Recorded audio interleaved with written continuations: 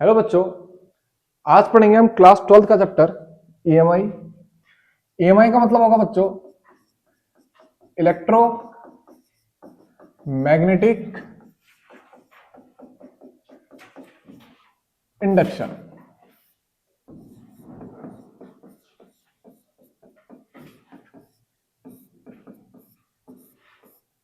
ठीक है, तो बच्चों चैप्टर का नाम क्या है? Electromagnetic induction.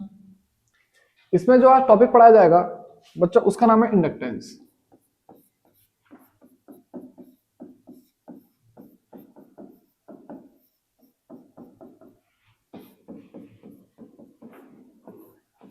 बच्चों इस टॉपिक को आज हम बेस से पढ़ेंगे और क्लास 12 के बोर्ड के सिलेबस के अकॉर्डिंग पढ़ाया जाएगा।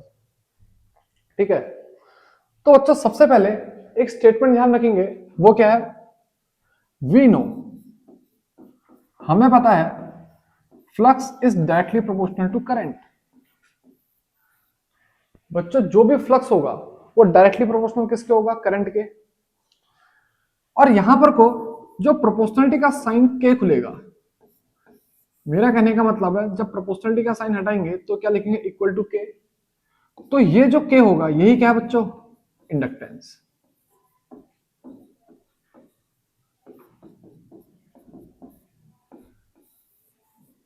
ठीक है, तो मैंने क्या लिखा हेयर?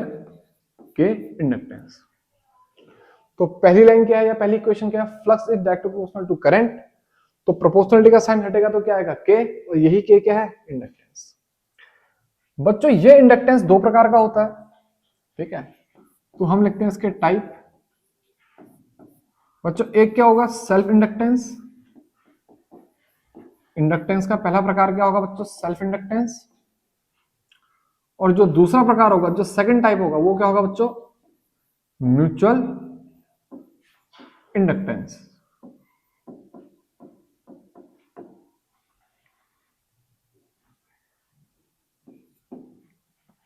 ठीक है, अब बच्चों एक एक करके सेल्फ इंडक्टेंस और म्यूचुअल इंडक्टेंस को समझते हैं। सबसे पहले समझते हैं बच्चों सेल्फ इंडक्टेंस को। तो सेल्फ इंडक्टेंस समझने से पहले हम समझते हैं सेल्फ इंडक्शन को। तो मैं हेडिंग डाल रहा हूं सेल्फ इंडक्शन। अब बच्चों सेल्फ इंडक्शन क्या होता है? एक कॉइल की प्रॉपर्टी जिसके वजह से वो खुद से जो करंट बह रही है उसको चेंज होने से क्या करेगी? रोकेगी। तो मैं लिखता हूं property of coil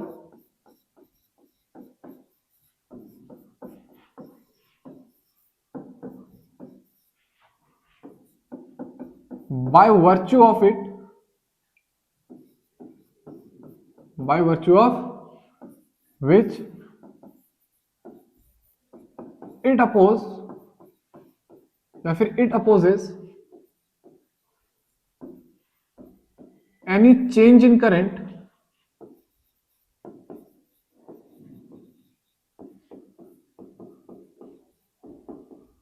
flowing through it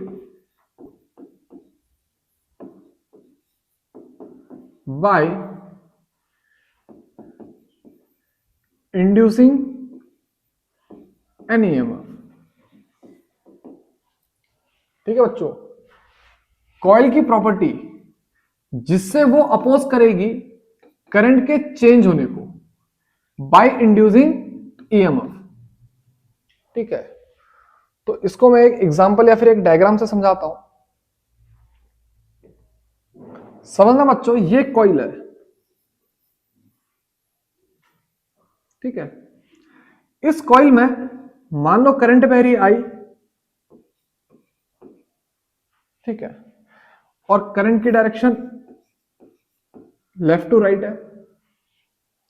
अब अगर बच्चों ये करंट इंक्रीज हो रही होगी तो मैंने क्या लिखा? इंक्रीजिंग।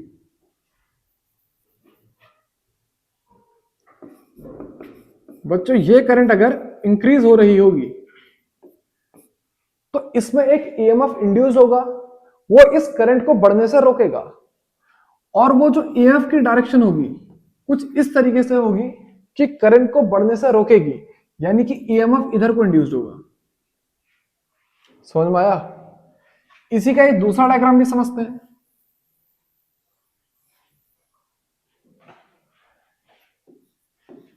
यहां पे भी करंट आई बह रही है और करंट की डायरेक्शन ये रही, लेकिन इस बार जो करंट है वो डिक्रीज कर रही है, या फिर मैं क्या लिखता हूं, डिक्रीजिंग। अब इसमें भी एक ईएमएफ इंड्यूस्ड होगा, वो इसको डिक्रीज करने से क्या करेगा, रोकेगा, यानी कि इस करंट को सपोर्ट करेगा। इस वजह से जो ईएमएफ इंड्यूस्ड होगा वो करंट की डायरेक्शन में होगा। समझ में आया? पहले वाले में करंट बढ़ रही थी, ठीक है, तो बढ़ने को क्या करेंगे, अपोज करेंगे। इस वजह से ईएमएफ की डायरेक्शन करंट के अपोजिट है। दूसरे वाले में करंट घट रही थी, इस वजह से ईएमएफ की डायरेक्शन करंट के अलोंग है, क्योंकि ये भी क्या करेगी, करंट के घटने को रोकेगी। कौन, ईएमएफ। तो बच्चों सेल्फ इंडक्शन समझ गए होंगे, property of coil by virtue of which it opposes any change in current flowing through it by inducing an EMF. इतना समझ में आया? अब बच्चों अभी हमने पढ़ा flux is directly proportional to I, तो मैं लिखता हूं नाउ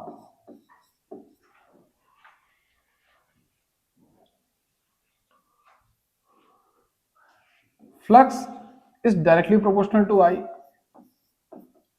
ठीक है। Flux equal to L I. जब प्रोपोर्शनलिटी का साइन हटाया तो क्या लगाया बच्चों, एल, और एल ही क्या है, सेल्फ इंडक्टेंस। मैं लिखता हूं हेयर एल क्या बच्चों, सेल्फ इंडक्टेंस, या फिर कोफिशिएंट ऑफ सेल्फ इंडक्शन, इसको एक और नाम बोला जाएगा, कोफिशिएंट ऑफ सेल्फ इंडक्शन। इतना समझ में आया? अब बच्चों अगर तुमसे पूछा जाए what is the definition of self inductance, या फिर what is the definition of coefficient of self induction, अगर हमसे इसकी डेफिनेशन पूछी जाए तो हम क्या लिखेंगे,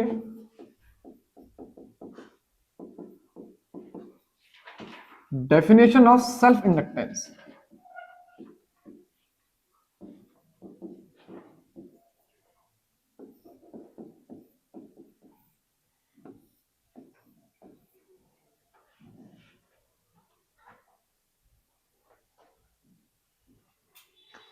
अब देखना बच्चों, हमको पता है फैराडे का सेकंड लॉ क्या कहता है, EMF equals to minus D phi by D T. जो ईएमएफ इंड्यूस्ड होगा वो क्या होगा, minus D phi by D T. और अभी हमने फ्लक्स पढ़ा किसके बराबर होता है, एल आई, तो क्या लिखेंगे बच्चों, equals to minus D by D T of L I. तो क्या लिखेंगे, E इक्वल्स टू, बच्चों एल तो कांस्टेंट है उसको बाहर ले लो, और अंदर क्या बचेगा, minus D I by D T. यानी कि बच्चों अगर D I by D T, या फिर ऐसा बोले minus by D I by D T किसके बराबर है, 1 के बराबर है। If minus D I by D T equals to 1, तो बच्चों जो ईएमएफ है वही किसके बराबर होगा, एल के बराबर, ठीक है। तो अगर हमसे एल की डेफिनेशन पूछी जाएगी तो हम लिखेंगे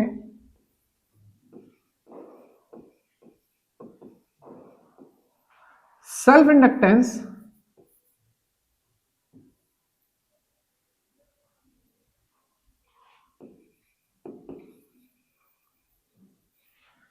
is equal to EMF induced when rate of change of current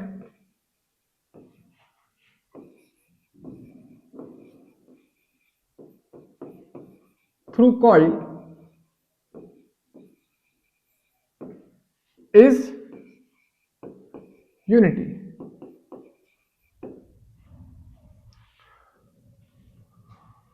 समझना, अगर D I by D T की वैल्यू 1 है तो ई ही किसके बराबर है, एल के बराबर है। यानी कि सेल्फ इंडक्टेंस किसके बराबर है? ईएमएफ के बराबर है। कब? जब rate of change of current कितनी होगी? 1 होगी।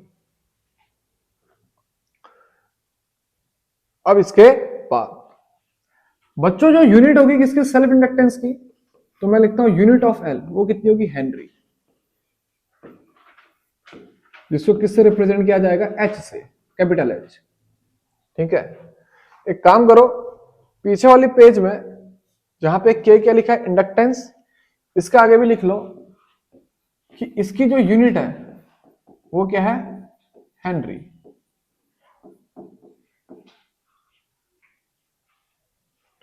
तो बच्चों इतना समझ में आ गया, नोट कर लो।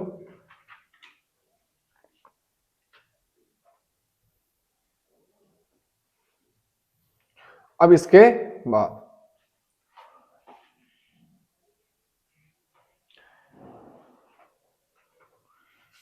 बाद जो टॉपिक पढ़ेंगे बच्चों वो आएगा self inductance of long solenoid.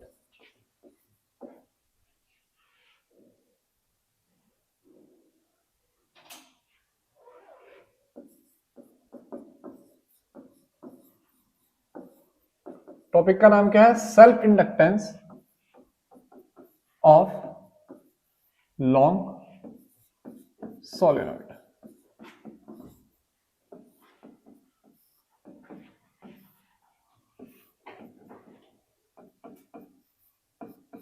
ठीक है, देखो बच्चों, जब हम लॉन्ग सोलेनॉइड का सेल्फ इंडक्टेंस निकालेंगे, हमको फ्लक्स को सीधे सीधे कंपेयर करना है।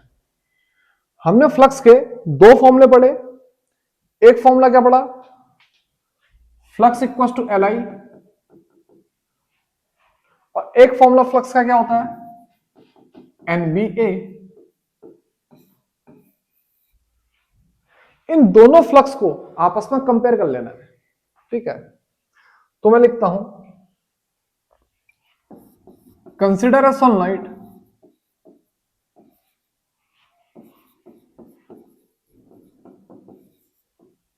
कोई दिक्कत?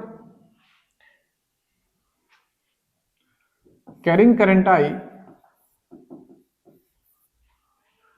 Consider a solenoid carrying current I. तो मैं लिखूंगा बच्चों flux through solenoid,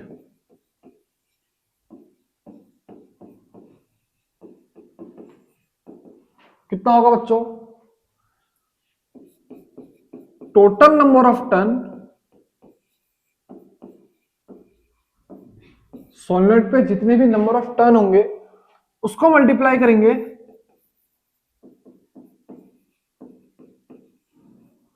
flux through each turn से। समझ में आया?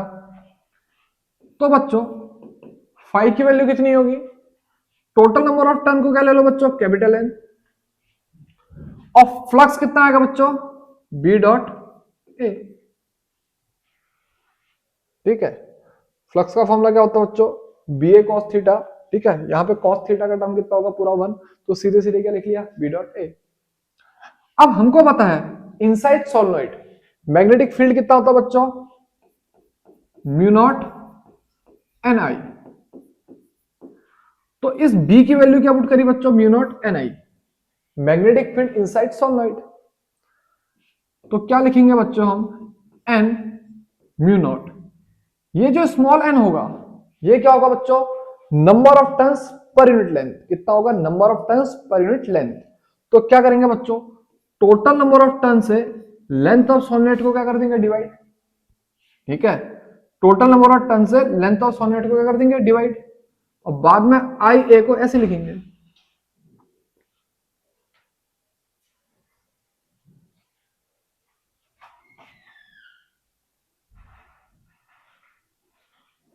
ठीक है, तो बच्चों जो फ्लक्स का फॉर्मूला आएगा वो कितना आएगा?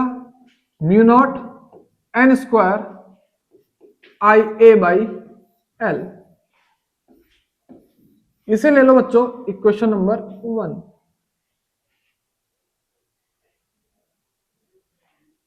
ठीक है बच्चों, इसको नोट करो। यहां पर को हम लिख लेते हैं जो n है वो क्या है, टोटल नंबर ऑफ टर्न।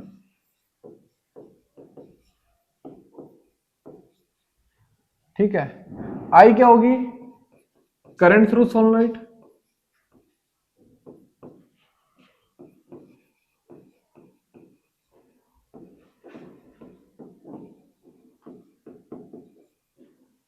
ए क्या होगा, एरिया ऑफ क्रॉस सेक्शन,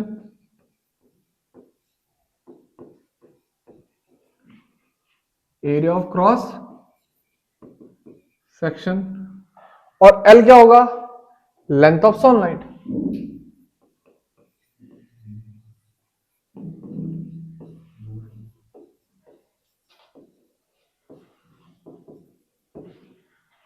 इतना समझ में आया।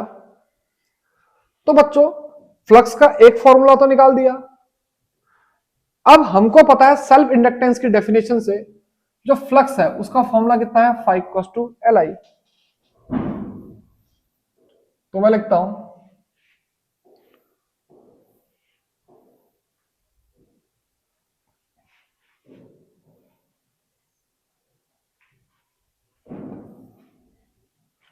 But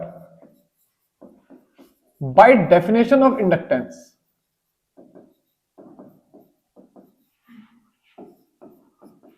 by definition of inductance जो फ्लक्स है बच्चों किसके बराबर होता है, एल आई। इसको ले लो इक्वेशन सेकेंड।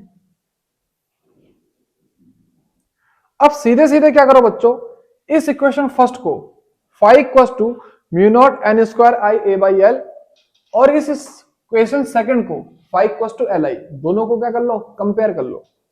तो मैं लिखता हूं कंपेयर फर्स्ट एंड सेकंड, यानी कि एल आई किसके बराबर आएगा बच्चों, mu naught N square I A by L. बच्चों आई से आई क्या हो जाएगा, कैंसल, तो जो कोफिशिएंट ऑफ सेल्फ इंडक्टेंस आएगा कितना आएगा, mu naught N square A by L. ये आया बच्चों coefficient of self inductance of long solenoid. तो बच्चों पहला टॉपिक तो यहां पर को तुम समझ गए होगे, इसको जल्दी से नोट कर लो।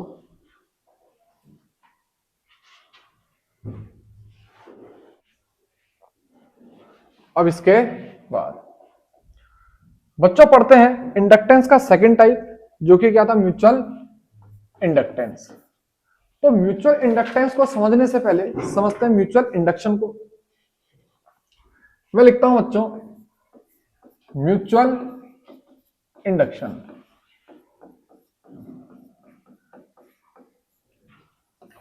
बच्चों ये भी एक कॉइल की प्रॉपर्टी है जो कि करंट को चेंज होने से क्या करेगी, रोकेगी, by developing an induced EMF.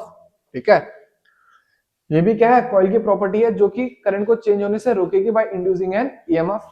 लेकिन पड़ोसी कॉइल के तो समझते हैं। मैं लिखता हूं property of coil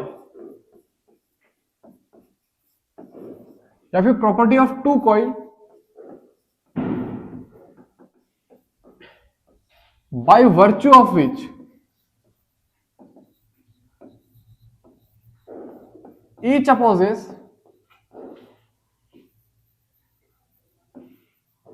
any change in current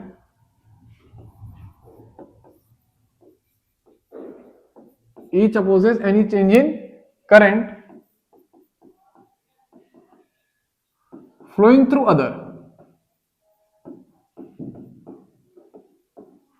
by inducing an EMF।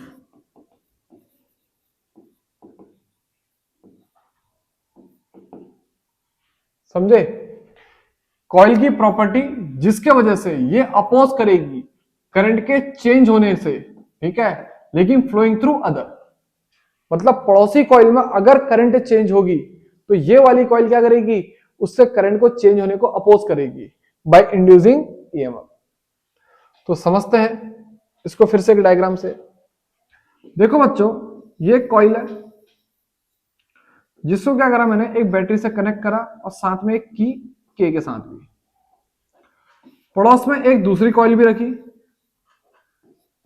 और यहां पर को इस कॉइल में एक गैल्वेमीटर कनेक्ट कर दिया। तो देखो बच्चों, ये पहले कॉइल को मैं पी लेता हूं और दूसरे कॉइल को मैं एस लेता हूं। अब इस कॉइल से करंट कितनी बह रही है, आई। जब भी इस पी कॉइल में करंट चेंज होगी तो ये एस कॉइल इसके करंट के चेंज होने को अपोज करेगा और अपने में एक ईएमएफ इंड्यूस करेगा। तो मैं लिखता हूं when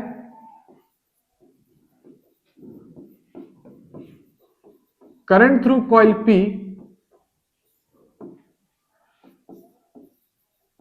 changes S induced an EMF in it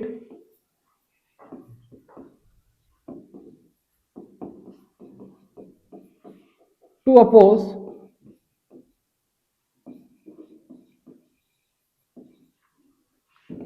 change in current of P।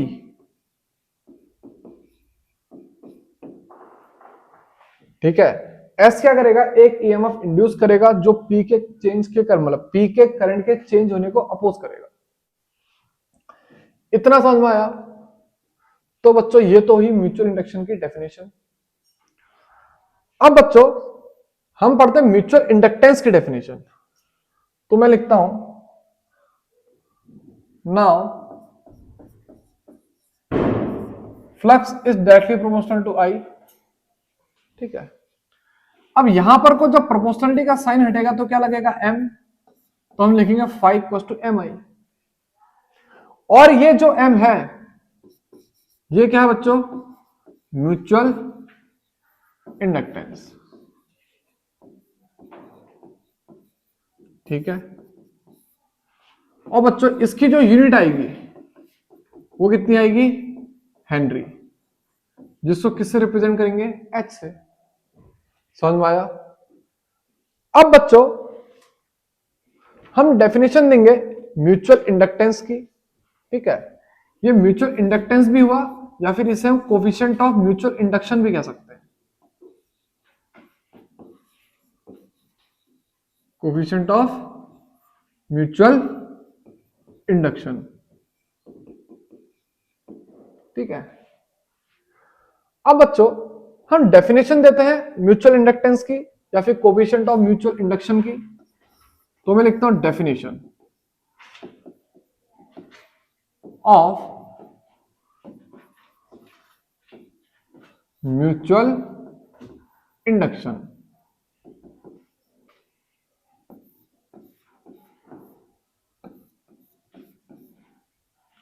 फिर से बच्चों फेराडे के सेकंड लॉ पे आएंगे और हम लिखेंगे एज जो ईएमएफ है बच्चों वो किसके बराबर है, minus D phi by D T.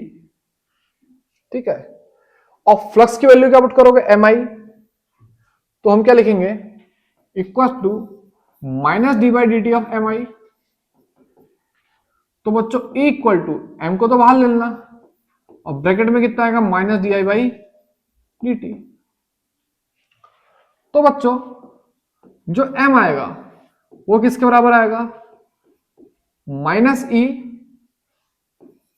Upon D I by D T.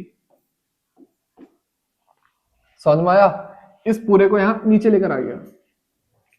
तो बच्चों अगर D I by D T 1 है तो m किसके बराबर होगा, e के बराबर। और यहीं से किसकी डेफिनेशन आएगी, म्यूचुअल इंडक्शन की या फिर म्यूचुअल इंडक्टेंस या फिर डेफिनेशन ऑफ।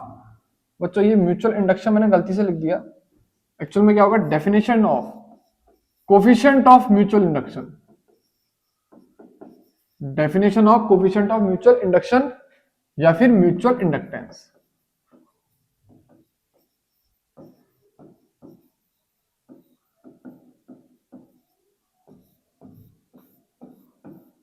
ठीक है, definition of coefficient of mutual induction और म्यूचुअल इंडक्टेंस क्या लिया, फेराडे का सेकंड लॉ लिया, E equal to minus D phi by D T, minus D by D T, flux की वैल्यू एम आई पुट करी, M को constant लेके बाहर कर लिया, फिर बाद में इस पूरे टर्म को नीचे डिवाइड कर दिया तो M equal to minus E D I by D T.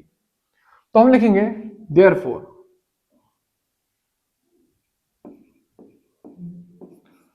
Mutual inductance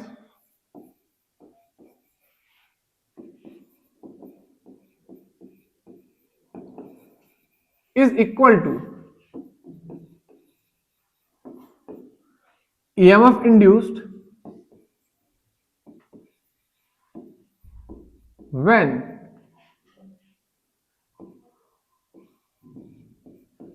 rate of change of current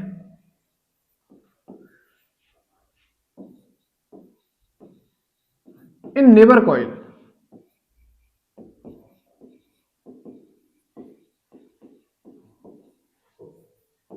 is unity। समझ में आया? दैट इज अगर minus D I by D T किसके बराबर होगा? 1 के बराबर होगा। Minus D I by D T किसके बराबर होगा? 1 के बराबर होगा। तो जो म्यूचुअल इंडक्टेंस है वही किसके बराबर होगा? E के बराबर होगा। तो मैंने क्या लिखा? Mutual inductance is equal to EMF induced when rate of change of current in neighbour coil is unity. Self inductance और म्यूचुअल इंडक्टेंस में मेन अंतर क्या है? सेल्फ इंडक्टेंस में जो करंट का चेंज हो रहा है वो उसी कॉइल के अंदर हो रहा है, यानी उसी के अंदर हो रहा है। लेकिन म्यूचुअल इंडक्टेंस में जो करंट का चेंज हो रहा है वो पड़ोस वाली कॉइल में हो रहा है। ठीक है, तो इसी वजह से मैंने क्या लिखा? Rate of change of current in neighbour coil is unity. ठीक है, और वहीं पर को इससे जो पहले पढ़ा था हमने सेल्फ इंडक्टेंस की जब डेफिनेशन पढ़ी थी उसमें हमने नेबर कॉइल की कोई भी बात नहीं करी गई थी। और यहां हमने क्या लिखा था? Rate of change of current through coil is unity, यानी कि उसी कॉइल के अंदर जो करंट के चेंज होने का रेट है वो कितना है? 1 है। और म्यूचुअल इंडक्टेंस में पड़ोस वाली कॉइल में जो करंट के चेंज होने का रेट है वो कितना? 1 है। तो बच्चों सेल्फ इंडक्शन और म्यूचुअल इंडक्शन, सेल्फ इंडक्टेंस और म्यूचुअल इंडक्टेंस क्लियर हो गया होगा। इस डेफिनेशन को लिखना चाहते हो नोट कर लो जल्दी से। ये रहा। अब इसके बाद बच्चों डेरिवेशन पढ़ेंगे self inductance, sorry mutual inductance. Self की डेरिवेशन तो हम कर चुके हैं, म्यूचुअल की करेंगे। Mutual inductance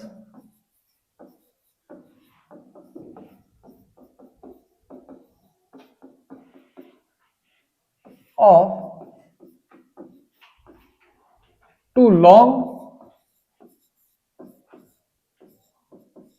coaxial solenoid। बच्चों हेडिंग क्या है? Mutual inductance of two long coaxial solenoid. यानी कि बच्चों दो सोलेनॉइड है और दोनों की एक्सिस सेम है, उनके बीच में करंट वेरी होगी I1 और I2। हमको उनका क्या निकालना है? Mutual inductance. तो सबसे पहले मैं एक लाइन लिखता हूं, कंसीडर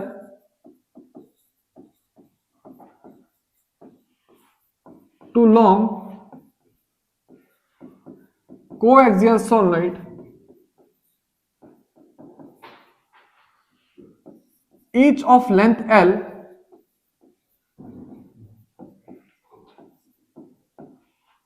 as shown।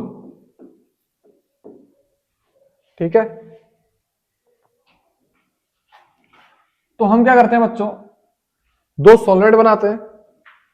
ठीक है, एक सोलेनॉइड तो बच्चों ये रहा।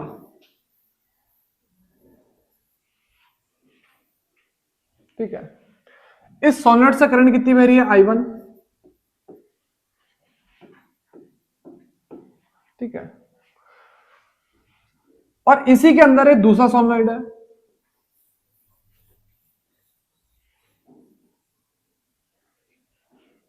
और इस सोलेनॉइड से करंट कितनी बह रही है? I2। अब बच्चों म्यूचुअल इंडक्टेंस निकालने के लिए हमको फिर से दो फ्लक्स के फॉर्मूलों को आपस में क्या करना पड़ेगा? कंपेयर करना पड़ेगा। ठीक है, जैसे सेल्फ में करा बिल्कुल वैसे ही। ठीक है, कौन कौन से फॉर्मूले? फाइव इक्वल्स टू एक तो करेंगे MI और एक करेंगे phi equals to NBA। Phi equals to MI और फाइव इक्वल्स टू NBA, इन दोनों फ्लक्स के फॉर्मूलों को क्या करा जाएगा? कंपेयर। अब एक एक करके कंपेयर करते हैं। तो सबसे पहले मैं लिखता हूं बच्चों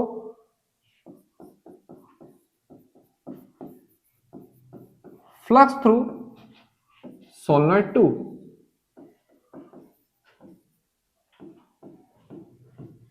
ठीक है।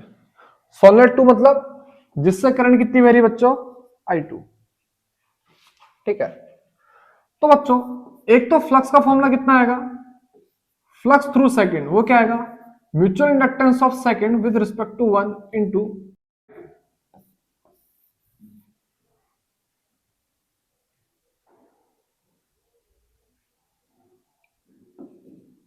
समझना, फ्लक्स का फॉर्मूला क्या लिखा, φ2 इक्वल टू M21I1, ठीक है। ये जो फॉर्मूला है किससे, म्यूचुअल इंडक्टेंस की डेफिनेशन से। म्यूचुअल इंडक्टेंस की डेफिनेशन क्या कहती है, फ्लक्स इक्वल टू Mi, ठीक है। और ये जो I करंट होगी ये पड़ोस वाली कॉइल में होगी, किसमें होगी, पड़ोस वाली कॉइल। तो ये जो सेकंड कॉइल है इसके लिए पड़ोस वाली कॉइल कौन सी है, पहली। अब पहली कॉइल से जो करंट बह रही है वो कितनी है, I1। तो इस वजह से मैंने φ2 को लिखा M21I1, जहां पे M21 क्या होगा, mutual inductance of solenoid 2 with respect to 1,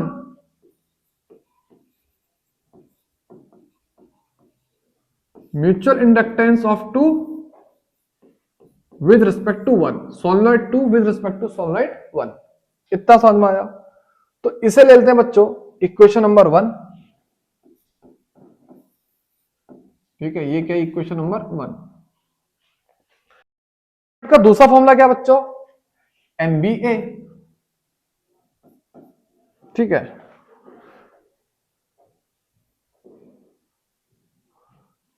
तो बच्चों फ्लक्स का जो दूसरा फॉर्मूला है वो क्या, NBA है। तो मैं लिखता हूं ऑल्सो φ2 इक्वल टू क्या लिखेंगे, NBO।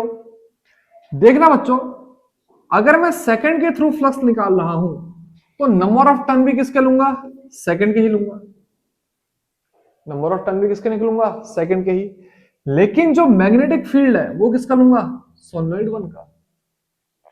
क्यों, क्योंकि ये जो सेकंड सोलेनोइड है ये किसके मैग्नेटिक फील्ड में है, ये है सोलेनोइड 1 के मैग्नेटिक फील्ड में। समझ में आया। और फ्लक्स किसका निकाला जा रहा है, सेकंड का, तो एरिया भी किसका लिया जाएगा, सेकंड का। इतना समझ में आया। इसको क्या लेते हैं बच्चों, इक्वेशन सेकंड। अब इन दोनों इक्वेशनों को आपस में कंपेयर कर लो। तो मैं लिखता हूं देयरफॉर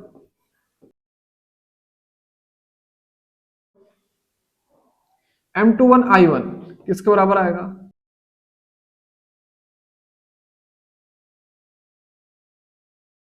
N2B1A2, कितना आएगा, N2B1A2।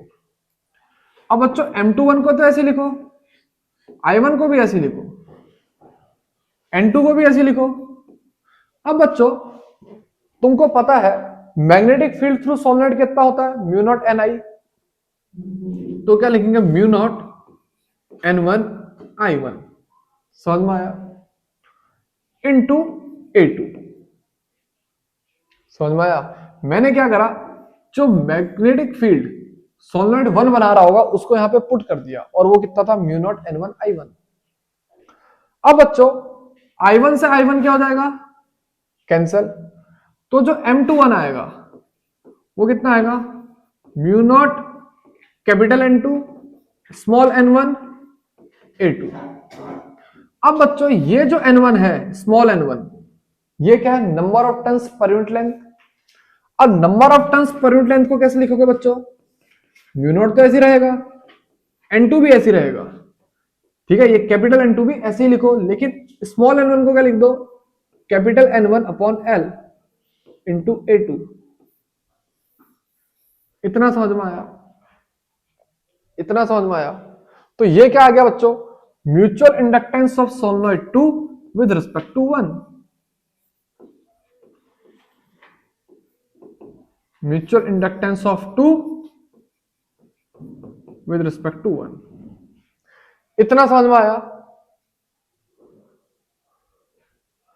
अब जैसे बच्चों हमने mutual inductance of two with respect to one निकाला, ऐसे हम निकालेंगे mutual inductance of solid 1 with respect to solid 2। ठीक है, इसको नोट करना चाहते हो जल्दी से नोट कर लो।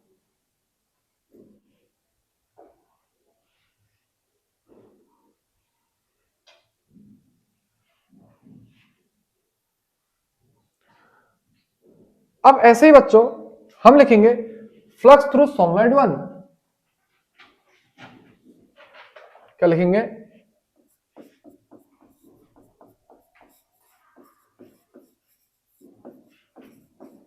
Flux through solid 1। तो सबसे पहले फ्लक्स का फॉर्मूला लिखते हैं म्यूचुअल इंडक्टेंस की डेफिनेशन से, तो वो क्या आएगा, φ1 इक्वल्स टू M12 I2। ठीक है, यहां पर को M12 क्या होगा, mutual inductance of solid 1 with respect to 2, तो मैं लिख लेता हूं हियर M12 क्या होगा, mutual inductance of 1 with respect to 2। ठीक है, अब समझ गया होगा, अगर मैं फ्लक्स पहले कॉइल के थ्रू निकाल रहा हूं तो म्यूचुअल इंडक्टेंस के अकॉर्डिंग जो करंट बहेगी वो पड़ोस वाले कॉइल में बहेगी, तो उसको ऐसे क्या लूंगा I2। अब इसके बाद फ्लक्स का एक दूसरा फॉर्मूला भी लिखा जाएगा, वो क्या आएगा, ऑल्सो φ1 इक्वल्स टू, देखना बच्चों पहले मैं इसको रफ में एक चीज समझा दूं, फाई का जो फॉर्मूला होता है वो क्या है, NBA। ठीक है, अगर मैं φ1 लिख रहा हूं यानी कि फ्लक्स थ्रू फर्स्ट, तो नंबर ऑफ टर्न भी किसके लूंगा, पहले कॉइल के। ठीक है, अब बात आएगी मैग्नेटिक फील्ड की, मैग्नेटिक फील्ड क्या लेंगे, एक्सटर्नल जो बाहर वाला बना रहा होगा, और यहां पे मैग्नेटिक फील्ड कौन बना रहा होगा, B2। ठीक है, ये जो A है यहीं पे ध्यान देना है, ये A वो वाला एरिया है जो एरिया इस मैग्नेटिक फील्ड के अंदर है, ये जो A है ये वो वाला एरिया है जो इस मैग्नेटिक फील्ड के अंदर है, यानी कि B2 के अंदर है। अब एक बात बताना, आउटसाइड सॉलिड मैग्नेटिक फील्ड क्या होता है, 0। तो यानी कि जो B2 मैग्नेटिक फील्ड बना रहा होगा वो सिर्फ इतने ही रीजन में बना रहा होगा जो मैंने अब दोबारा मार्क किया है, इसके बाहर तो मैग्नेटिक फील्ड नहीं बनाएगा, यानी कि ये B2 सिर्फ इतने ही इलाके पे है। तो पहले सोलेनॉइड का कितना एरिया B2 के अंदर है, पहले सोलेनॉइड का कितना एरिया B2 के अंदर है, वो ऑब्वियसली कितना होगा, जितना ये सेकंड कॉइल का एरिया है, यानी कि यहां पे एरिया A2 ही लोगे, यहां पे एरिया A1 मत लेना, समझना, हमने यहां पहले एरिया क्या लिया है A2 और मैग्नेटिक फील्ड B1 पहले वाले केस में, और यहां पर कोई एरिया क्या ले रहे हैं A2 और मैग्नेटिक फील्ड भी B2। अच्छे से समझना, ठीक है, एक बार फिर से रिवाइज करा रहा हूं, देखना, मैंने जब फ्लक्स थ्रू सेकंड निकाला, ठीक है, वो क्या लिखा, number of turns of second into magnetic field, magnetic field क्या होगा, एक्सटर्नल, और फ्लक्स थ्रू सॉलिड के लिए एक्सटर्नल मैग्नेटिक फील्ड कौन बनाएगा, सॉलिड 1। अब एरिया भी किसका लोगे, सेकंड कॉइल, सेकंड सॉलिड का, क्यों, क्योंकि फ्लक्स किसके थ्रू है, सेकंड सॉलिड के थ्रू है। अब यहां पर को ये जो B1 बना है वो यहां से लेके यहां तक का पूरा बना है, और सेकंड सॉलिनॉइड का पूरा एरिया इस मैग्नेटिक फील्ड के अंदर है, इस वजह से एरिया क्या लिया, A2। और वहीं पर को इस दूसरे वाले केस में जब मैं क्या निकाल रहा हूं, flux through first solenoid, magnetic field यहां पे क्या लेंगे बच्चों, सेकंड कॉइल का, सेकंड कॉइल का जो मैग्नेटिक फील्ड है वो सिर्फ इतने में ही बना है, इससे बाहर नहीं बना है, क्योंकि आउटसाइड सॉलिनॉइड मैग्नेटिक फील्ड 0। तो फर्स्ट कॉइल का कितना एरिया, फर्स्ट कॉइल का कितना एरिया इस सेकंड मैग्नेटिक फील्ड के अंदर है, वो ऑब्वियसली किसके बराबर होगा, A2 के ही बराबर होगा, जितना एरिया सेकंड सॉलिनॉइड का था। तो यहां पर को बच्चों क्लियर हो गया होगा। तो हम क्या लिखेंगे बच्चों, N1 को तो ऐसे ही लिखेंगे, B2 का फॉर्मूला क्या आएगा, म्यू नॉट N2I2, और A2 को ऐसे ही मैंने क्या लिखा, मैग्नेटिक फील्ड इनसाइड सोलेनोइड का फॉर्मूला यहां पे लगा दिया। अब बच्चों N1 को तो ऐसे ही रखो, म्यू नॉट को भी ऐसे ही रखो। ये जो स्मॉल n2 होगा ये क्या होगा, number of turns per unit length. तो इस वजह से मैं इसको टोटल नंबर ऑफ टर्न से L को क्या कर दूंगा, डिवाइड, वो क्या आ जाएगा, स्मॉल n2। बच्चों I2 को ऐसे लिखो, A2 को ऐसे लिखो। अब इसके बाद इस इक्वेशन को बच्चों थर्ड मार्क कर लो और इस इक्वेशन को फोर्थ मार्क कर लो, और इन दोनों फ्लक्स को आपस में कंपेयर कर लो। है तो दोनों फ्लक्स सेम, दोनों फ्लक्स किसके थ्रू है, सोलेनोइड 1 के थ्रू। तो मैं लिखता हूं कंपेयर थर्ड एंड फोर्थ। अब दोनों को बच्चों जब कंपेयर करोगे तो जो M12I2 है, M12I2 ये किसके बराबर आएगा, N1 mu naught N2 I2 A2 by L। इतना समझ में आया। अब बच्चों ये I2 और ये I2 आपस में क्या हो जाएगा, कैंसिल। तो जो M12 है ये किसके बराबर आएगा, mu naught N1 N2 A2 by L। ये क्या है बच्चों, mutual inductance of solenoid first with respect to solenoid second.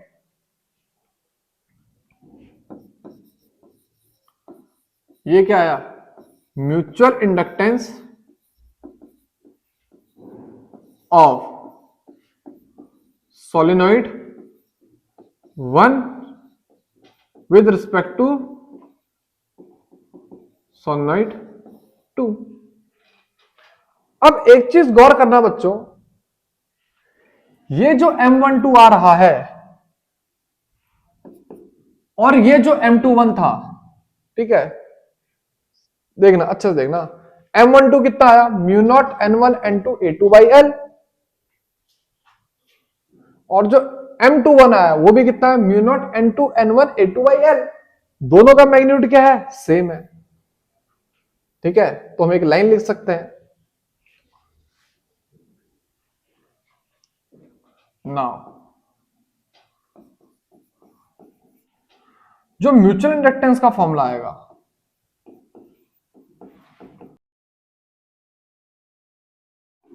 Mutual inductance का जो फॉर्मूला आएगा वो किसका बराबर आएगा, mu naught N1 N2 A2 by L।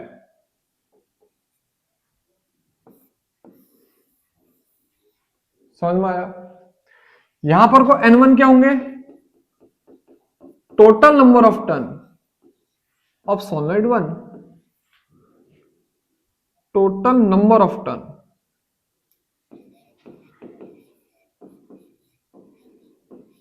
Of 1।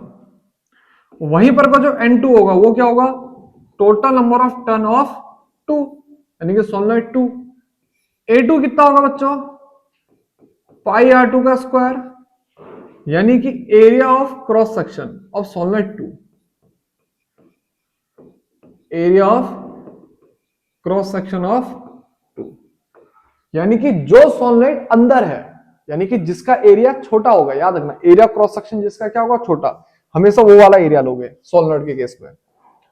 और L क्या होगी बच्चों, लेंथ ऑफ सोलेनोइड।